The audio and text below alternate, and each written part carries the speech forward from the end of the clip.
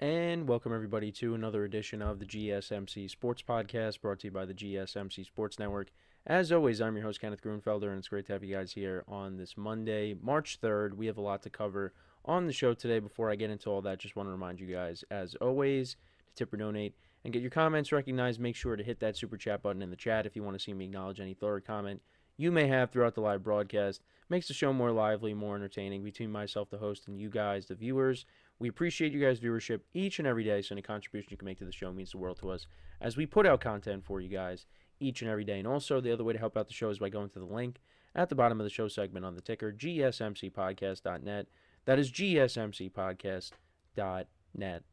So let's get into what we are going to discuss for today. A lot of football stuff today. So we're going to start off the show. We are going to talk about Matthew Stafford and the Rams agreeing on a new deal.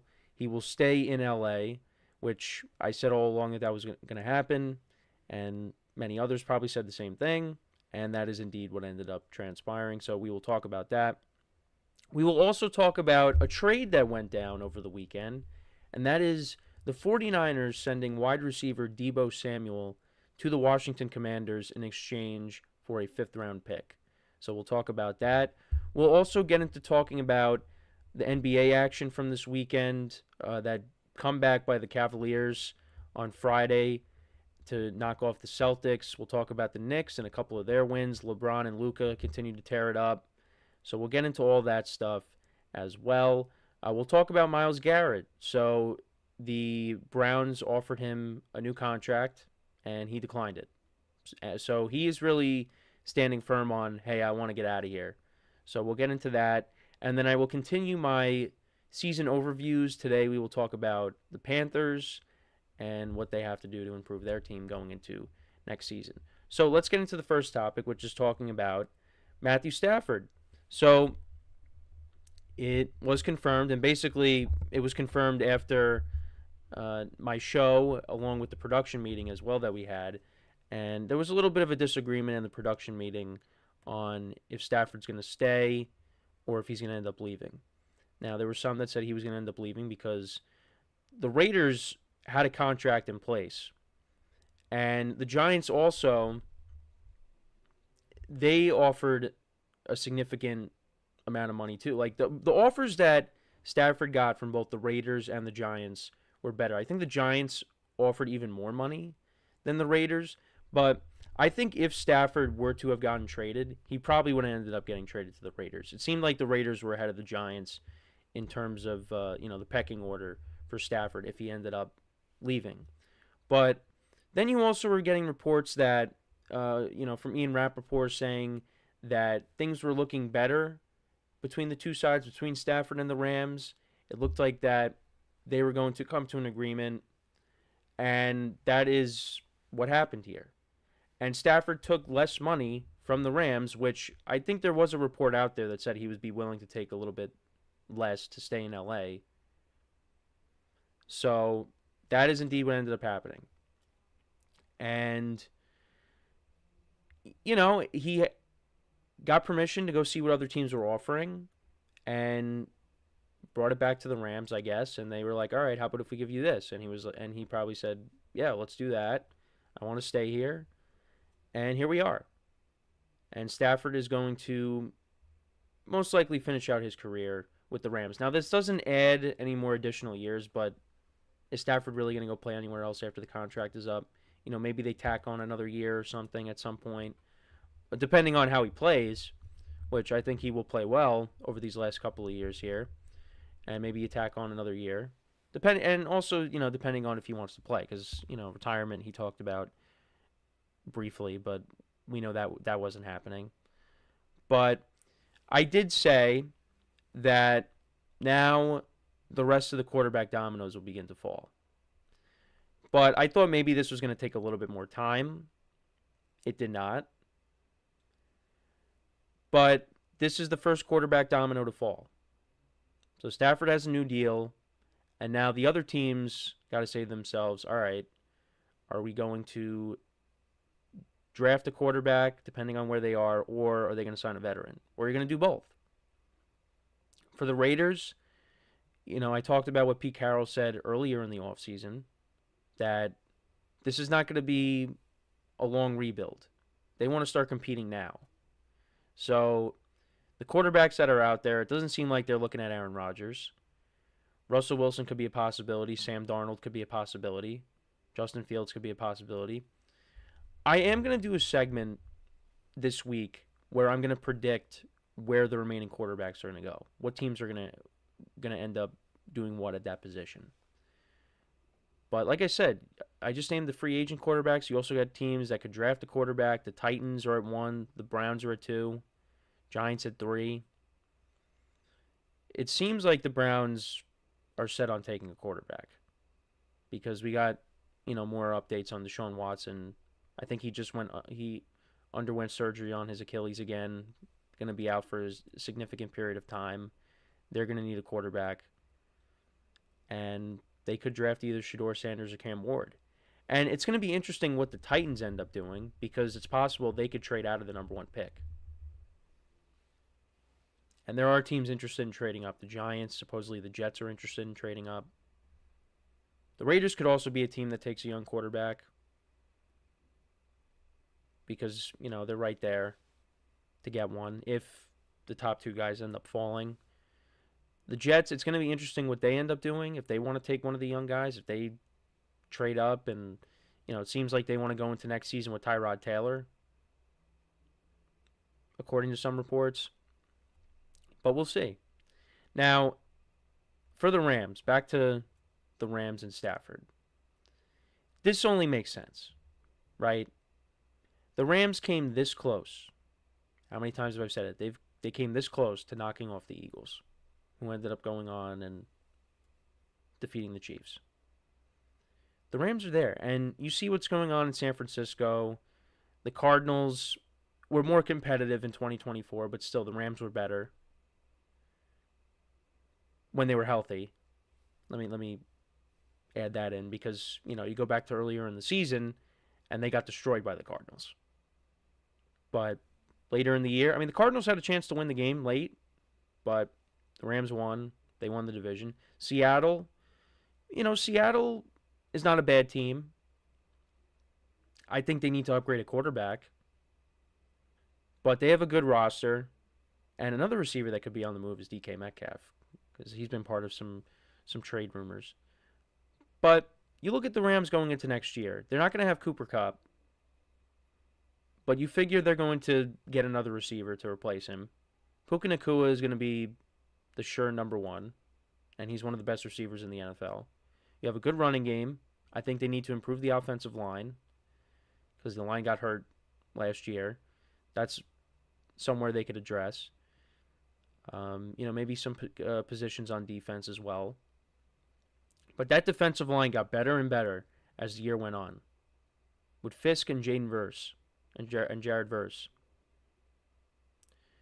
So they have the pieces in place, and I think they could definitely run it back next year and win the division. I think the 49ers will have something to say about it, like I said, but, you do worry about them a little bit. Roster's getting older. But if 49ers could stay healthy, I'm on the stance of they're going to get back to how they usually have been. But that's just me. They could maybe be trading another receiver as well besides Deebo, but we'll get into that in the next segment. But it's right there for the Rams. You look at the NFC. It's not as jam-packed as the AFC is. And they have one of the best head coaches in the league. They still have a window, and they have a young team with a veteran quarterback. I think they're going to be a good team once again going into 2025. But, there's obviously moves that need to be made, and I think they will address key areas, and they could be even better. But we'll now have to see what ends up happening with Cooper Kupp, because now that's the next thing when it comes to the Rams, what they're going to do with him. But this is good for them, because I think if you end up trading Stafford, and they were talking about, oh yeah, we'd be okay with starting Jimmy Garoppolo next year. Now, I don't think Jimmy Garoppolo would lose every single game for you, but I don't think he's winning that many games. I think Garoppolo at this point is a backup quarterback. Now, there was those reports out there that maybe Aaron Rodgers and Devontae Adams would end up going there, but I'm going to say it again. It would make sense for Rodgers. It would not make sense for the Rams. But knew all along that Stafford was going to come back. Was there a chance that maybe he could leave? I mean, the way things were going, it was all about the trends. Some days it was like, oh, yeah, he's going to come back. Then there are other days where it's like, oh, maybe he is going to get traded. And then you get that Ian Rappaport report that things are looking are swinging in a more positive direction. And here we are. Matthew Stafford is going to be a Ram. Continue to be a Ram. And now we can move forward. So this didn't really last as long as the Brandon Ayuk stuff did, because that lasted for a long time. And the 49ers are definitely having buyer's remorse, because Ayuk didn't really do much when he was playing, and then he ended up getting hurt. And now there's reports that maybe he could be traded. The 49ers are listening to offers on him. But when we come back from our next break, we will talk about a 49ers receiver that got traded, and that is Deebo Samuel. So we will get into that news. First big trade of the offseason.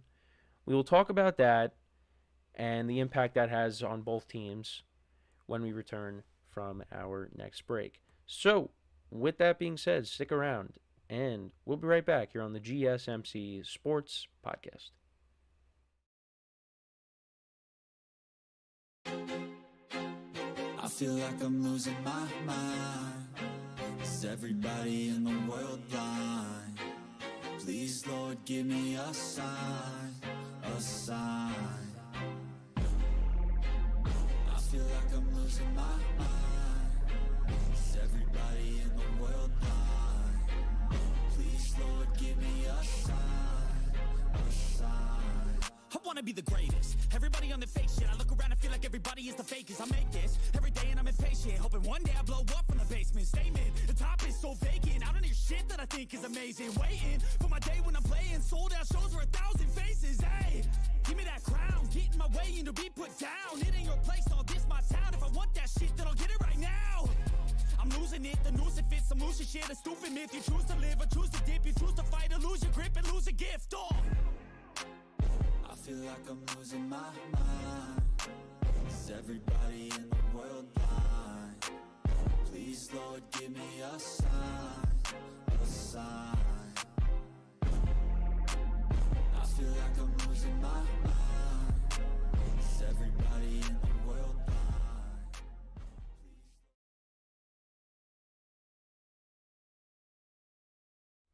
And we are back here on the GSMC Sports Podcast, and for the second part of the show, we are going to talk about Deebo Samuel being traded from the 49ers to the Commanders. The first big trade of the offseason, as I keep saying, and there'll probably be more trades in the coming weeks. With the new league year starting next week, we will get there. And now this trade will not go through until we get to next week. It won't be made official, but yeah, interesting trade that went down. We did talk about the Commanders and, what they have to do in the offseason. And one of the things they had to do was add another weapon to go along with Terry McLaurin. And they're taking a chance on Deebo Samuel, who is coming off of a career worst year, statistically. He only had 3 touchdowns. He had 630 receiving yards, 51 receptions. He did not have a great year. It was a down year for him, and he obviously tweeted stuff, and he was just not happy with not being able to contribute, wasn't getting the ball enough. And then the 49ers did try to give him the ball more, especially against the Rams, and he dropped a touchdown. Injuries were a problem this year. I mean, he also had pneumonia at one point. It just was not a good year for him. It was a very forgettable year. But yeah, I did bring up the drops. I mean, there was a couple of passes that went right through his hands against the Packers, I remember. I mean, that was not a good game for the 49ers in general. They got blown out. They got blown out back-to-back weeks by the Packers and the Bills. It was a very forgettable year for Deebo and the 49ers in general. But Deebo did request a trade, and the Niners were able to deliver and trade him to a team that, is on the come up. And he is going to be a huge factor on the Commanders. Could he be primed for a bounce back year? Now, he is older, and some people did talk about how, he gained some weight and he needs to get in better shape. And I think, he's going to be motivated next year, especially on this new team, to prove to everybody that he still has it. And I still think he does. Now, I don't think he's going to be 2021 Deebo. I don't think that. But I do think in this offense, he could work. Because when you look at how it's set up, I mean, Terry McLaurin is the deep ball guy. He's the one that everybody's going to be focusing on, the one that's going to take the defense over the top. Deebo Samuel is the guy underneath. And you could line him up everywhere. And it's going to be interesting what they do with him because, you have Austin Eckler, who is a receiving back. You got Deebo. You could line them both up in the backfield. There's a lot of different formations that you could do to kind of throw the defense off. And, I'm sure that they will throw him in and use some running plays at times. You're going to see the jet sweeps, obviously.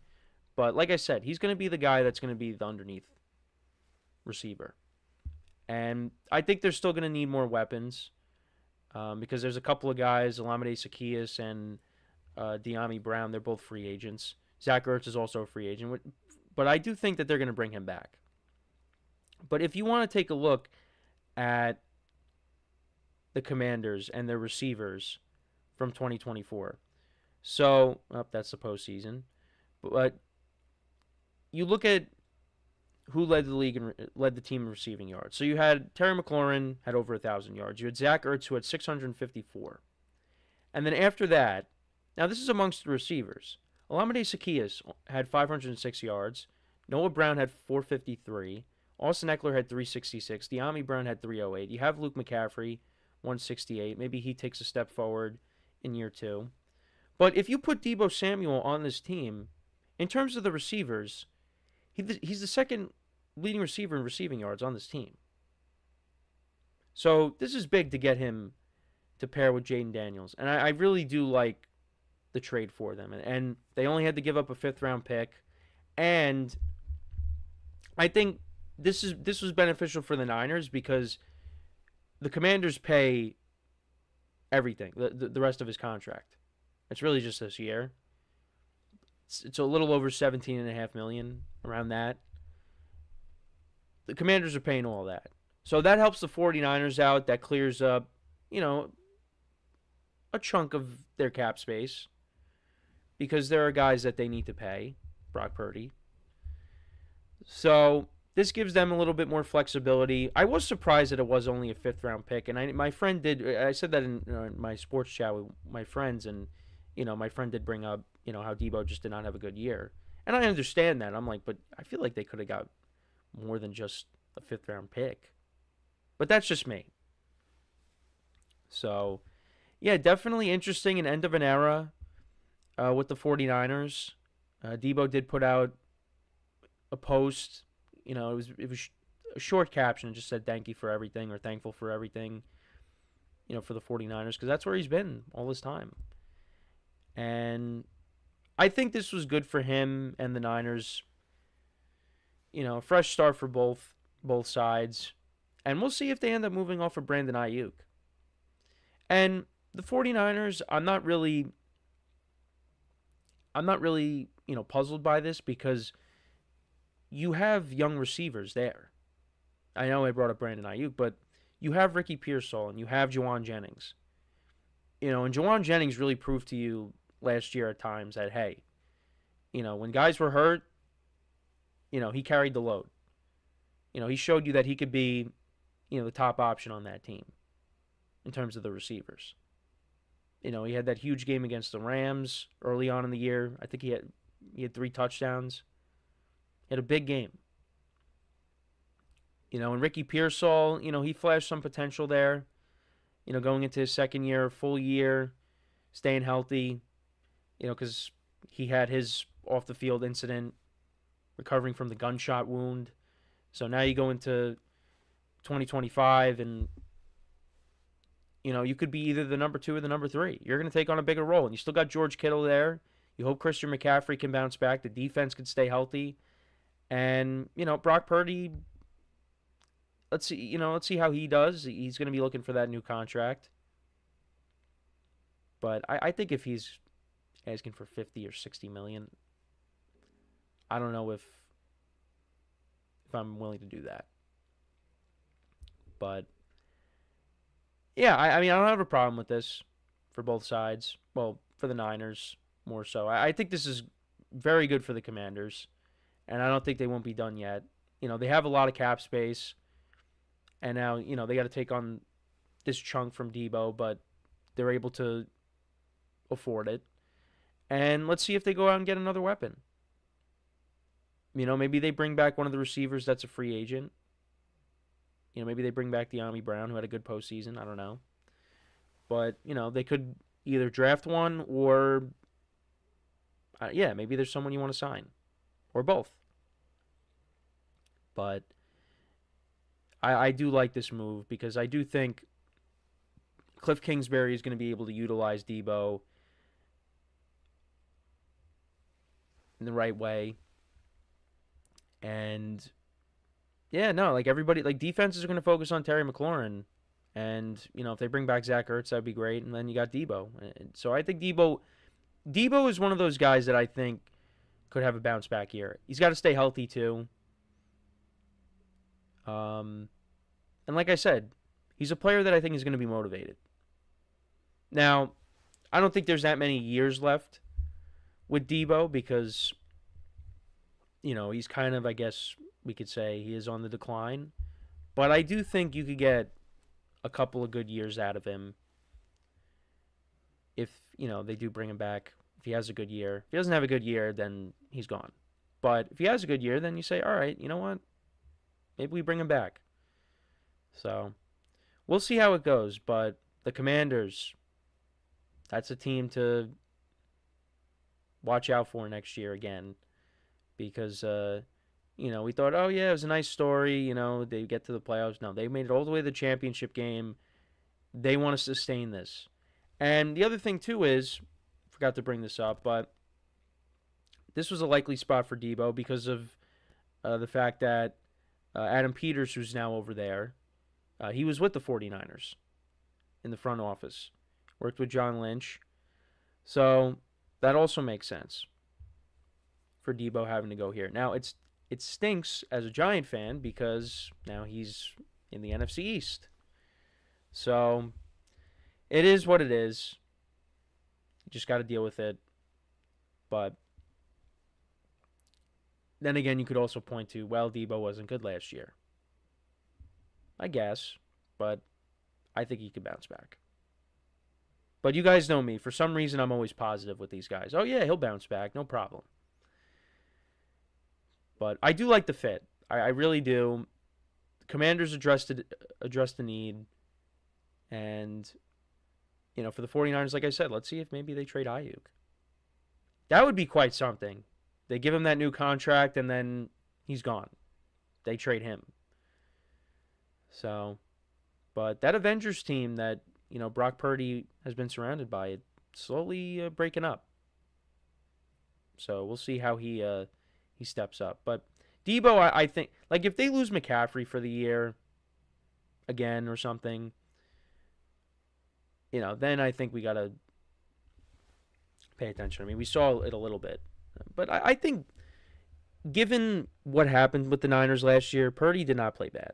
I mean, there were some games, yes, but I thought he had a solid year. But I know it wasn't like it was the previous year when everybody was healthy. So, but let me know what you guys think about the Deebo Samuel trade. How do you feel about it for both sides? Like I said, I think the 49ers maybe could have got a little bit more, but that's just me. But let me know in the comments. So before we go to break, just want to remind you guys, once again, to tip or donate and get your comments recognized. Make sure to hit that super chat button in the chat if you want to see me acknowledge any thought or comment you may have throughout the live broadcast. Makes the show more lively, more entertaining. Between myself, the host, and you guys, the viewers, we appreciate you guys' viewership each and every day. So any contribution you can make to the show means the world to us as we put out content for you guys each and every day. And also, the other way to help out the show is by going to the link at the bottom of the show segment on the ticker, GSMCPodcast.net.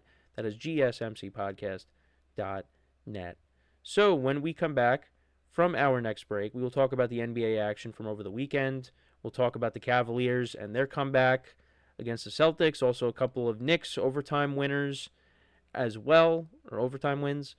And, continue to talk about the Lakers and Luka. They continue to win games. So we will get into all that when we come back.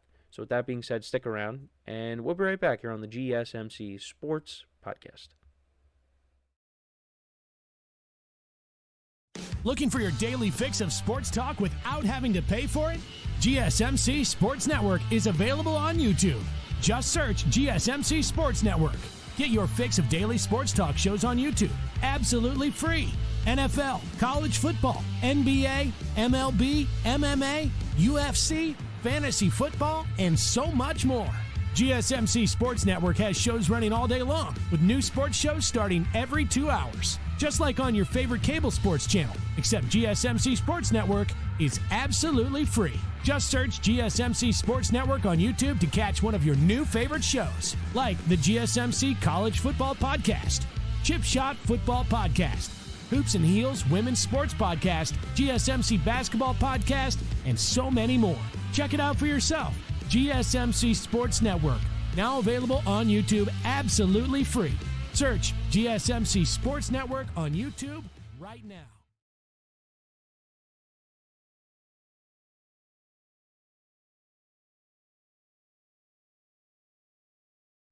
All right, and we are back here on the GSMC Sports Podcast. And for the third part of the show, we're going to talk about what happened over the weekend in the NBA. And there were some very good games over the weekend, especially on Friday.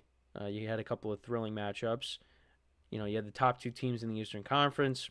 You had the Knicks and the Grizzlies. You had the Pistons trying to continue their winning streak against the Nuggets, which unfortunately it did not. It ended up ending. The Nuggets ended up winning 134-119. And did the Pistons play? Oh yeah, they ended up playing the Nets on Saturday, so they ended up getting a win. But that was going to be a tough game for them to win. But hey, got to give them credit to where credit is due with what they've been able to do over the last, couple weeks with their winning streak. But came to an end. But I did want to talk about the Cavaliers-Celtics game. So the Cavaliers, to start off the game, they were down 25-3 in the first quarter. And all over social media, you all probably saw this. Jason Tatum and Jaylen Brown, waving them off, saying something that I can't say, but you guys know what I mean. They were telling them to get out of here. And then after that 25-3 start, the Cavaliers ended up outscoring the Celtics the rest of the way, 120-91. They came back and won the game 123-116. And they end up splitting the season series at 2 games apiece. And they just won last night. They won a very high-scoring game. That game went into overtime against the Trailblazers. They won 133-129. So now they're at 50 wins. But this was a big win for them. Because you thought, when they're down 25-3 and Tatum and Jaylen Brown are waving them off, this game's over in the first quarter. But they said not so fast. And they chipped away at that lead. And despite Jason Tatum, who just seems to have a big game every night, and also Jaylen Brown had a really good game too. He had 37 points. Jason Tatum finished with 46 points, 16 rebounds, 9 assists. He went 19-37 from the field.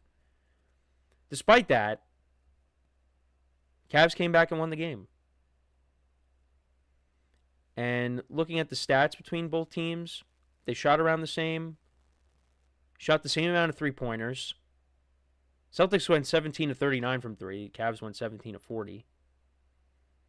Cavs are better in the free throw department. They out-rebound the Celtics.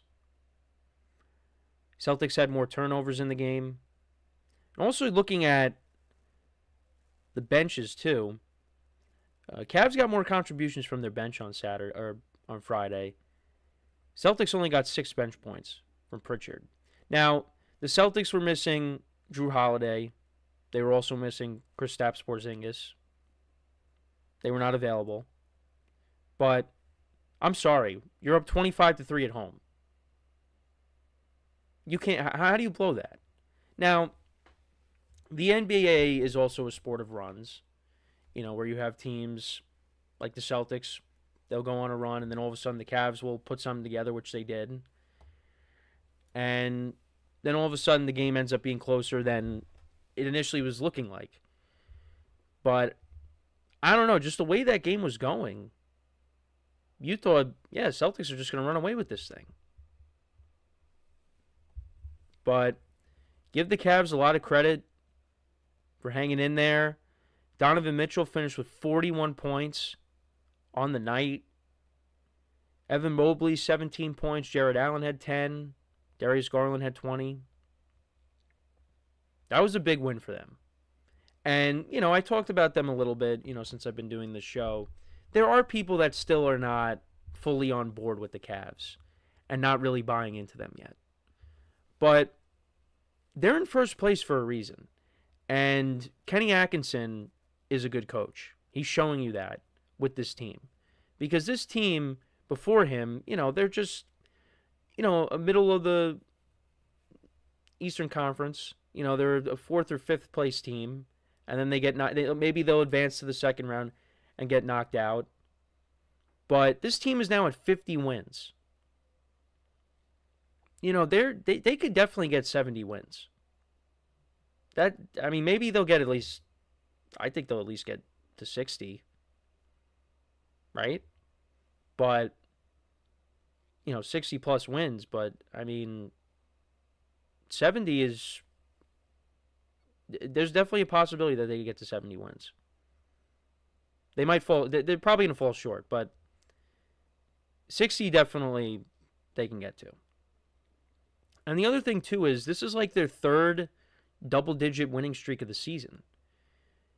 You know, they started off 15-0. Then they had another winning streak that went to 12 games. And now they're on a 10-game winning streak. Actually, no. I think after last night, now it's 11. No, it's 10. It is 10. I'm wrong. They're 33-7 against the Eastern Conference this year. They're 28-4 at home. They're 22-6 on the road, and they're 9-1 against. Not that it really matters. They're 9-1 against their own division, but it's really impressive. And the Celtics, they're only 19-11 at home. You would think they'd be better, but I think we really have to put more of a respect on what the Cavs are doing, and this is a team that definitely can make it all the way. Now, in a 7-game series, they will likely, you know, if they do match up against the Celtics, I'd probably still lean towards the Celtics. But I do think that this time around, it's going to be tough. It is going to be tough. This could definitely go, if they face off against each other in the playoffs, it definitely could go the distance. It could definitely go to 7 games. But we'll see. We'll see what happens. But they definitely have my full attention. You know, and like I said, Kenny Atkinson has done a great job with this team. And let's see what they do. But what were your guys' thoughts on the game on Friday? So a couple of games regarding the Knicks. So I didn't really get a chance to watch yesterday's game against the Heat, but they were losing late. They ended up coming back. I did catch the Grizzlies game, and the Knicks were basically trailing that whole game, but did end up coming away with the win. You had a clutch 3, a game-winning 3 by OG Anunoby. The Grizzlies were all over Brunson on that last possession, and Brunson was able to kick it out to Anunoby, and he knocks down that 3, and the Knicks won 114 to 113. And on top of that, you got Mitchell Robinson back, which was huge. Didn't, do that much in the stat sheet, but, he was he finished, in terms of the plus minus, he finished at a plus 11. 6 rebounds, 4 assists, 6 points, 4 rebounds, 1 assist. Was coming off the bench. All 5 starters against the Grizzlies. All in the double digits. You had 23 from Brunson, 12 from Hart, 15 from Bridges. Anunoby finished with 19 points. Karl Anthony Towns only 11. And that was against a very good team in the Grizzlies. And the Grizzlies have kind of skidded a little bit in the Western Conference standings. And we'll get into that in a second. But, we talk about the Knicks and, against some of these good teams, they just don't seem to deliver. But this was a huge win for them. And then they almost lost yesterday, but they were able to come back, win that game in overtime, 116 to 112. And now they're 40-20 on the season. And they're 2.5 games behind the Celtics for the 2 seed. Not saying they're going to catch up to them, but they still have a chance. But now you see this team at full strength. And, maybe Mitchell Robinson just being back makes a difference for this team. And just looking at the stats from the game against the Heat yesterday, Anunoby finished with 23 points. Karl Anthony Towns had 19. Hart had 14. Brunson had 31. Deuce McBride, actually, against the Grizzlies, he came up big. Played 28 minutes. He had 17 points. Yesterday, he had 12. So, look at the Knicks, 40 wins. I know we have our concerns with them, but, hey, they are going to be one of the top teams in the Eastern Conference. Well, they are one of the top teams in the Eastern Conference. And, let's see now with Mitchell Robinson being back, how does that change? Does that change things for them? And so far, so good. Brought up the Lakers. They continue to win with Luka. They won again yesterday. They beat the Clippers 108 to 102. They also beat the Clippers on Friday as well. Luka actually finished. He finished with 29 points. LeBron James only had 17, and LeBron James is 1 point shy. He's 1 point shy of 50,000 career points between the regular season and the playoffs. Again, just another thing to add to his resume. But the Lakers are playing really good basketball right now. And don't look now, but we talked about, the Grizzlies sliding in the Western Conference standings. But take a look now. So the Lakers now have jumped up from the 4th seed to now the 2 seed. They are ahead of Denver right now. And I believe, is that because of, I guess that's because of conference record, I want to say. Lakers are 26-12 against the Western Conference. The Nuggets are 22-13. They've won 6 in a row. But right now, I guess they hold the tiebreaker over the Nuggets. So the Nuggets are the 3, the Grizzlies are the 4. Now, I don't think anybody's catching the Thunder. But you really got to like how the Lakers are playing right now. They've won 6 in a row. They're 8-2 in their last 10 games. Luka's starting to find it now. This is going to be a dangerous team when we get to the playoffs. And they won yesterday with no Rui Hachimura or Austin Reeves. This is a team that could definitely make a finals run. Absolutely. Now, I think depending on who they match up with, because I feel like in a 7-game series with Denver, I feel like they can run into the same problems that they've had with Denver in the past. But I think they could beat the Grizzlies. I think they could beat the Rockets. I think they could beat the Clippers. Right now, if the Warriors stay at the 7th seed and the Lakers stay at the 2, that's your first-round matchup right there. I think the Lakers should win that. And call me crazy, I think they could give OKC a run for their money. I definitely think they could. But I don't know. I guess maybe it's just me being somewhat of a casual. Well, I shouldn't say somewhat.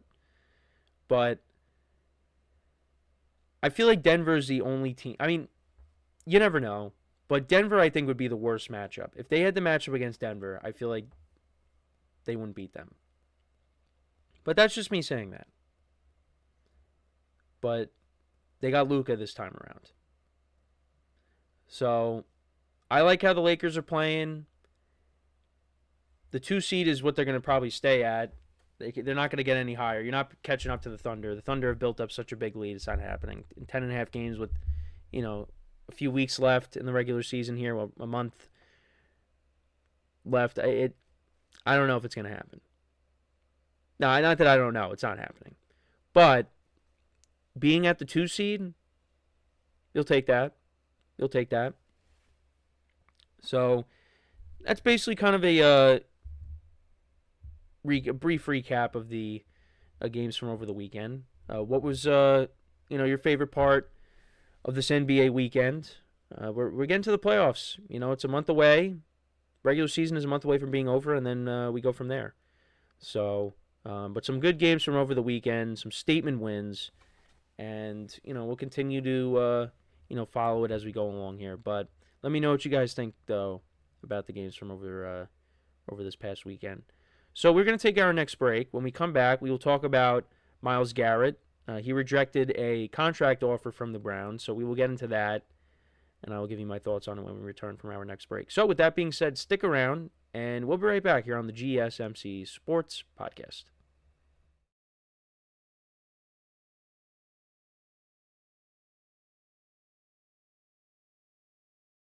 For the best and latest podcasts available anywhere, go to the podcast app on your cell phone and type in GSMC to access free content-rich podcasts on health and wellness, book reviews, sports, entertainment, relationships, social media, movies, technology, finance, and even weird news. Subscribe and download the GSMC Podcast Network's family of shows, available everywhere podcasts are found.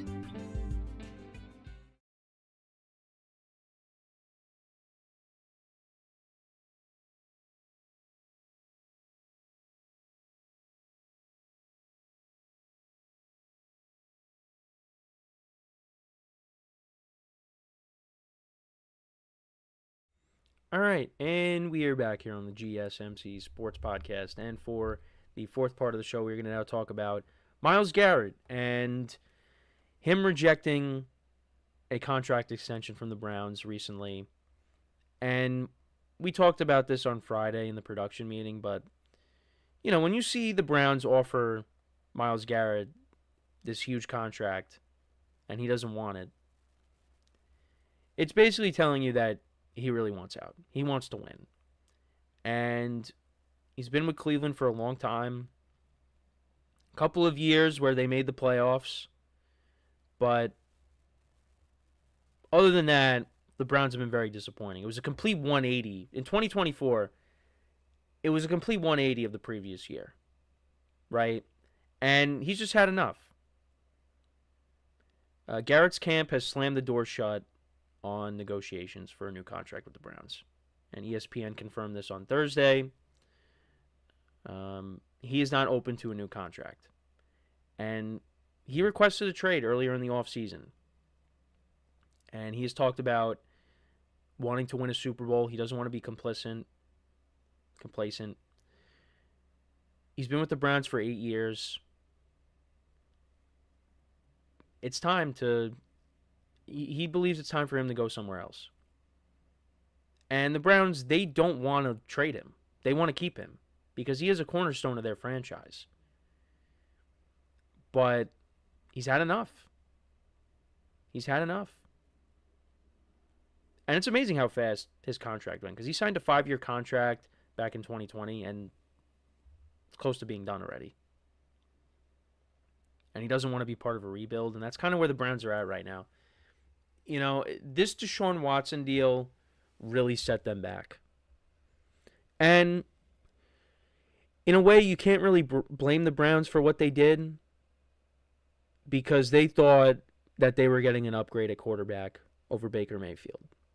They really did. They thought they were getting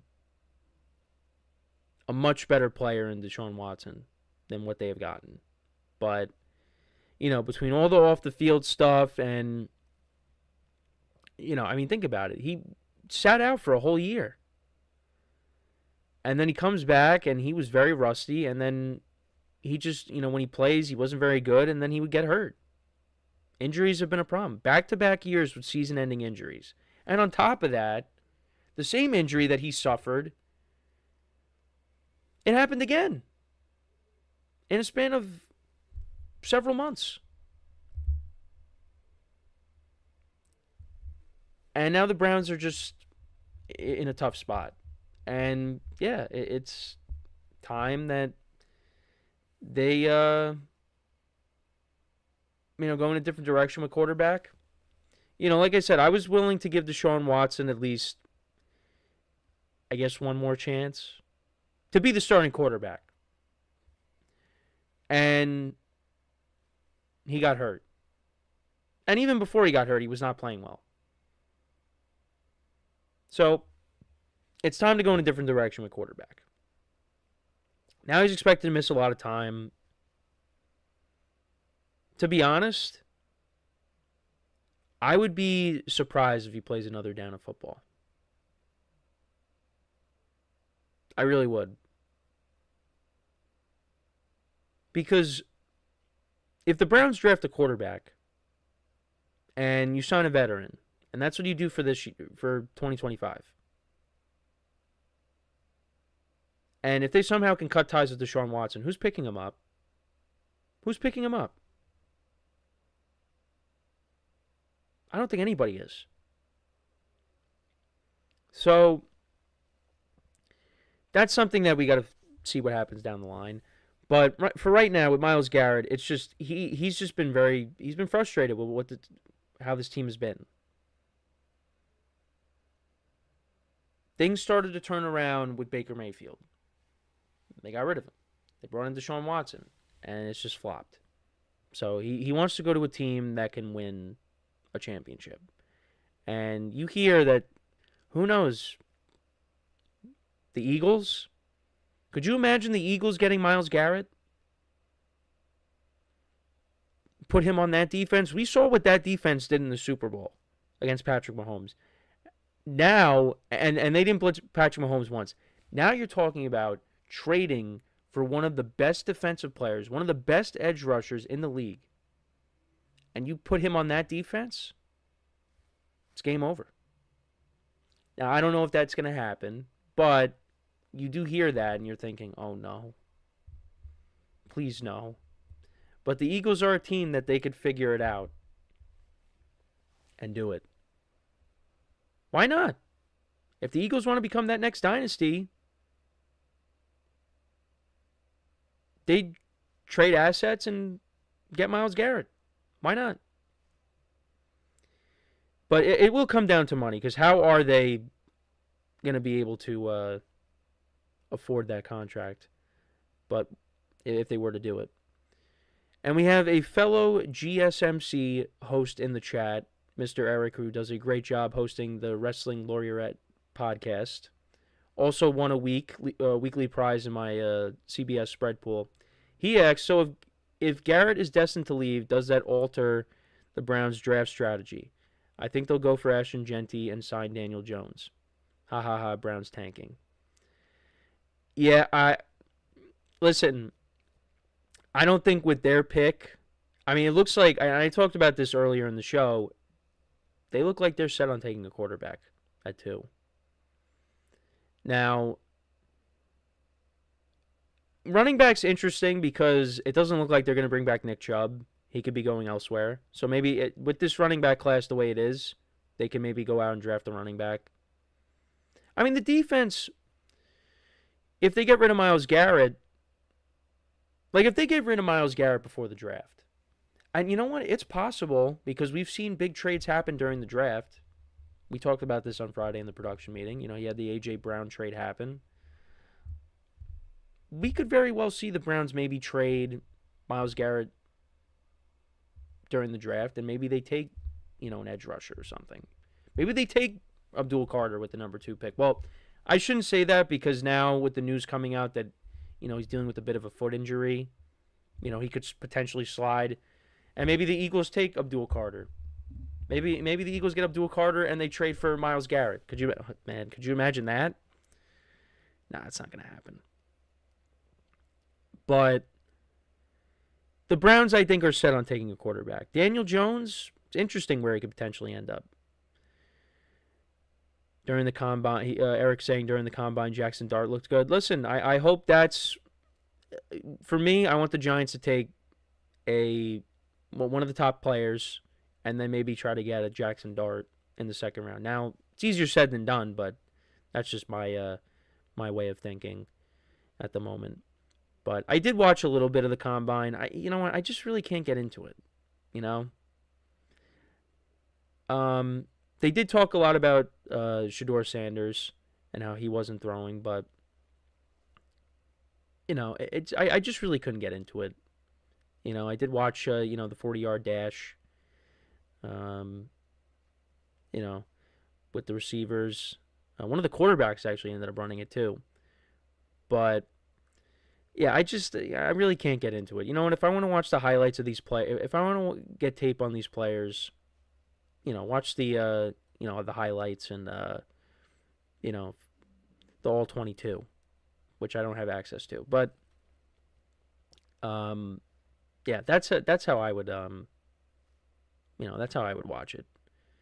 Watch those guys. But I did have it on in the background just to have it on, but yeah, I really cannot get into it. So but yeah, we'll see what happens. But yeah, I think the Browns, they're going to take a quarterback, and then I don't know. I don't know what's going to happen. But the other thing too is, back to with Myles Garrett, if the Browns don't want to trade him, are we going to have like a Hassan Reddick situation?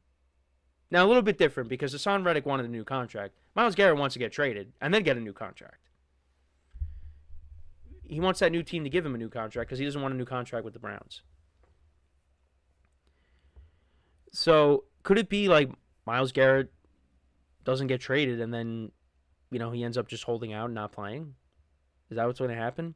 And then that's where, you start to lose me a little bit. That's when you enter that slippery slope. Because while I understand why players hold out, you don't want it to be, now I brought up Hassan Reddick, but another situation, you don't want it to be a Le'Veon Bell situation where, and we are far away from getting to that point, but you do not want to get to that point where you are missing games. Well, Hassan Reddick ended up missing games too, but Le'Veon Bell missed an entire season because he wanted a new contract, and he was never the same player. If you're Myles Garrett, are you really going to risk holding out and potentially missing an entire season if the Browns don't trade you? I think I'm talking about this very soon. But you don't want to get to that point. And I don't think it will. But it has happened before. And it doesn't, and it only hurts the player, in my opinion. Especially if you're holding out an entire year. And it's not like Hassan Reddick, when he came back for the Jets, did Hassan Reddick do anything? But Hassan Reddick is also not Myles Garrett. So, while I understand why players hold out, it also can negatively impact you. But we'll see what happens. I think Myles Garrett is eventually going to force the Browns' hand, and they will have to trade him. And guess what? It's not like you're not going to get a ton of... If you play it right, you should get a ton of assets back. But, then you can also factor in, well, you got to worry about what the fan base thinks and just, the Browns fans have dealt with a lot over the years. And, it finally seemed like they were turning things around. And now this year happened. And now you got the best player on the team wanting out. And now it's like, well, what's going to happen? They're going to have to pick up the pieces. They're eventually going to have to move him. And where are they going to move him? I don't know. I did bring up the Eagles. I mean, there's going to be plenty of teams, I'm sure, lining up. They have cap space. I mean, look at the Commanders, too. Commanders could be a team that says, hey, we got the cap space. We just traded for a receiver. Let's trade for a pass rusher. And as a Giant fan, if that happens, well, either way, if he goes to the Eagles or the Commanders, it's a lose-lose situation. But then again, the Cowboys have to deal with it too. So, but let me know what you guys think though about the Myles Garrett situation. Where do you think he potentially ends up? Do you think maybe, he goes back on this and says, you know what, I do want to stay in Cleveland? Or do you think there's no shot? I think there is no shot. He's getting out of here. He's getting out of Cleveland. I don't know where he's going to end up, but at some point the Browns will trade Myles Garrett. Maybe it's on draft night. Who knows? So we are going to take our final break of the show now. When we come back, I will continue my season overviews. We will talk about the Carolina Panthers. So, for one final time today, stick around, and we'll be right back here on the GSMC Sports Podcast.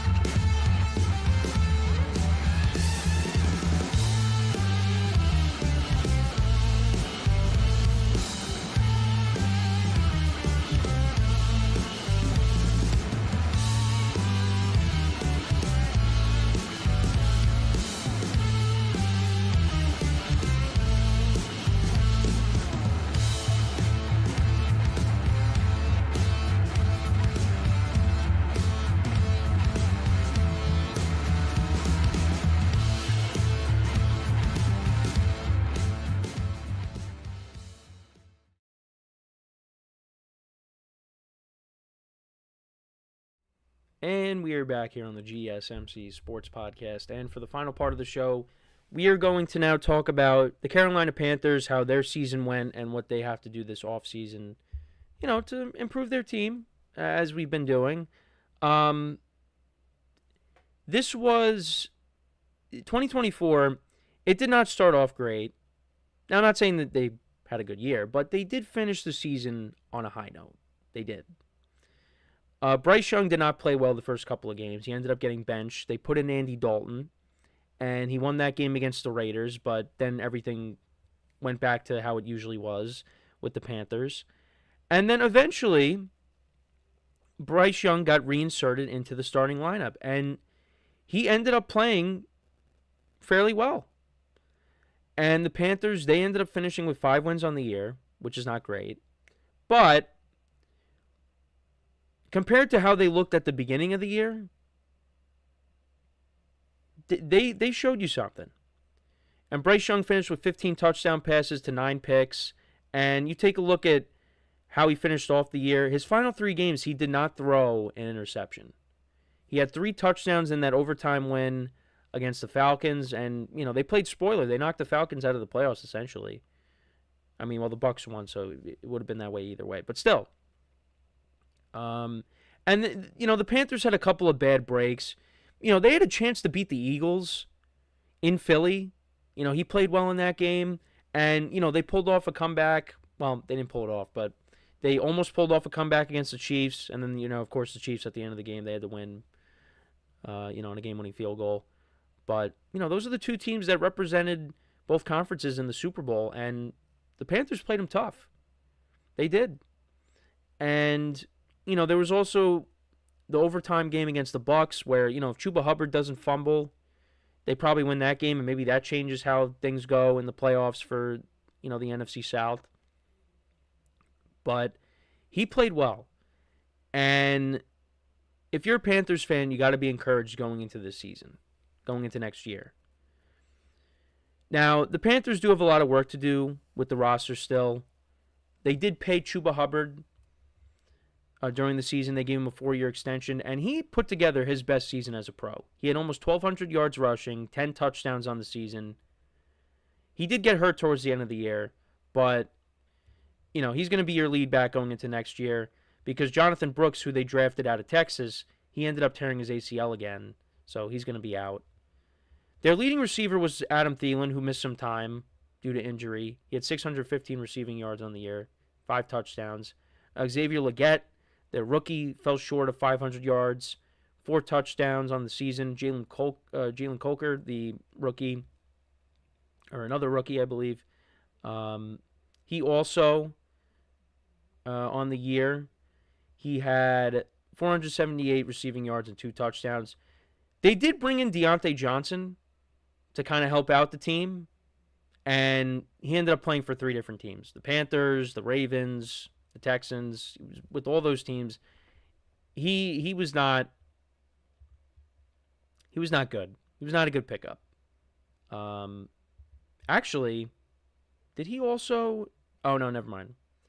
He did play in the playoff game against the Chargers. He had 1 reception for 12 yards. Eric also in the chat said they need to bring back Steve Smith Sr. for that swag. Yeah, that's a good one. If you guys have heard of what's been going on with Steve Smith as of late, we're not going to talk about it. But that's all I'm going to say on that. But the Panthers going into next year, they actually don't have a ton of cap space. And you would think they would, but they don't. So they're definitely going to have to rework it. They definitely need to go out and get another playmaker for this offense. Receiver. The defense definitely could use some work. The defense was not great last year. Did play better at times, when, the offense looked better, but yeah, they need to improve that defense. They were towards the bottom in a lot of categories. And they gave up a ton of yards. Looking at the stats or the team stats on ESPN, their defense was, like I said, they gave up the most yards per game of any defense. Gave up 404.5 yards per game, which is last. They gave up an average of 179.8 rushing yards per game. And then points per game, they gave up an average of 31.4. So defense needs a lot of work. Also, they were towards the bottom in sacks. They did bring in Jadeveon Clowney, but Clowney wanted to, go home basically. So that's why he, went to Carolina. But yeah, they need to improve that. The offense, was not great last year, of course, but like I said, Bryce Young came in and played better. So obviously these numbers are a little bit, it was for a large portion of the season. That last, few games not really going to improve their numbers significantly, but yeah, there's things they got to do. Compared to how Bryce Young looked his rookie season and the first couple games of the year, you compare that to how he finished the year. I mean, he was a different quarterback. And I think he really took advantage of sitting on the bench. I think that was the best thing that could have happened to him, was getting benched and being able to just sit there and, kind of process things and kind of, this was a reset for him. And, he came out when he got reinserted and he looked like a different guy. It paid off. Now, let's see if he could translate that over the course of a full season now. Because if he's able to do that, then you could really say this is their guy. And especially if you can go out and you can add to this team, and I know they they went out and they signed Miles Sanders, in the previous offseason. He looks like he's going to end up being cut. Adam Thielen, I don't know if they're going to bring him back. I think he's a free agent. I don't know if they're going to bring him back. They could. But they definitely need another receiver. And maybe they go out and trade for one. Maybe we talked about the 49ers before. Maybe the Panthers go out and they trade for Brandon Ayuk. They'd have to figure it out. Eric saying the Panthers finish over 500 ? Division's wide open. I don't know if I'm willing to say they're going to finish over 500 yet. I still look at the Falcons and the Buccaneers as being better, but the Panthers have played the Buccaneers tough the last couple of years, except that game in Tampa this past season. The Buccaneers blew them out, but it was close in the beginning. But then the Bucs just pulled away. But 3 of the last 4 meetings between the Buccaneers and the Panthers, the games have been close. And look at what the Panthers did to the Falcons. Final game of the regular season. Panthers beat them. And, we talked about the Saints, and they got a lot of work to do. So, I do agree. That division is potentially wide open. Still got to give the Buccaneers the respect, though. They've been the division champs now for the last 4 seasons. The final 2 years with Brady, and then, these first 2 years now with Baker. And of course, you guys know me. I'm a Baker Mayfield fan, so I'd like to see that trend to continue. But I don't know. With these 2 young quarterbacks you got, Michael Penix and Bryce Young, could be a problem next year. But like I said, I don't know if I'm willing to say the Panthers are going to finish over 500. I'm not going to say that. Now, let's see what they do in the offseason. If they really make significant improvements to this team, you never know with this weak division. But, I mean, we'll see. Right now, the Panthers, what do they have? They're picking in the draft. Right now, their needs are edge rusher, receiver, and I think linebacker. I think that's at least what I was looking at on Yahoo Sports, what they had. I mean, receiver, yes. But, defense definitely needs some work, like I said. So, linebacker, edge rusher, you'll take that. Key free agent needs, that's what Yahoo Sports has listed. But, you figure they're going to address that in the draft as well. They only have $28 million in projected cap space. I was a little surprised by that. Oh, so they could cut Adam Thielen. So Adam Thielen's under contract, but they can cut him. But, I would have thought the Panthers would have more. So they have the number 8 pick. They have the 57th overall pick in the second round that they got from the Rams. And they have a 3rd round pick. They got 2 4s. They got 3 5s, and then 1 7th. So, maybe they take a receiver in the second round. Maybe they, take a defensive player with the 8th pick. Eric also in the chat is saying, what are your feelings on Baker? Yeah, they pick 8, the Panthers. Yep. My feelings on Baker, he had another good year. But I got to tell you, that playoff loss against the Commanders, I was very upset. Not as upset as I was when the Yankees lost the World Series, but I definitely, pounded my fist on my dresser. Because I just was like, how could this... I was just... That fumble, the miscommunication on that end around, it just... That was the turning point in that game. And, if the Bucs win that, who knows what happens in the playoffs. Does Detroit still end up losing in the second round? We'll never know. But I think Baker will continue to put up good numbers next year. It's going to be interesting, though, because he's going to be on another offensive coordinator. But we'll talk. But, Eric, if you tune into the show on Wednesday, if you're able to, we will do a season overview on the Bucs. So I will talk more about the Bucs. But, that's pretty much it, though, with the show for today. So the Panthers, let's just put a period on the Panthers, though.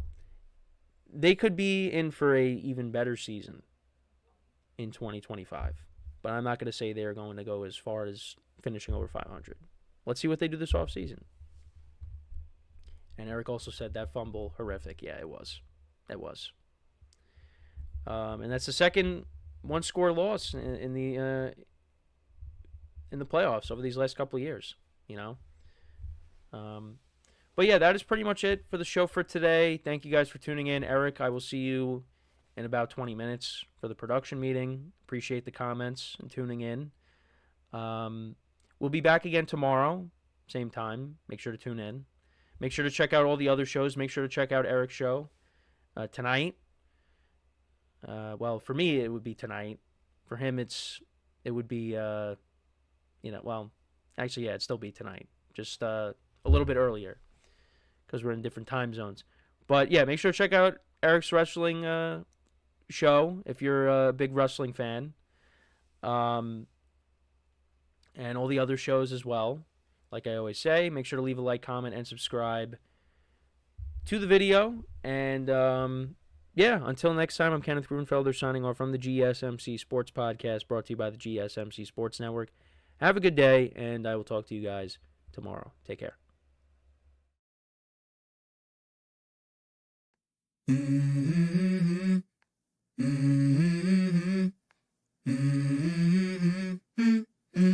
Let's go. I wake up to a little bit of drool on my pillow, feel like it's gonna be a bad day. Yeah, I'm tired of shit and the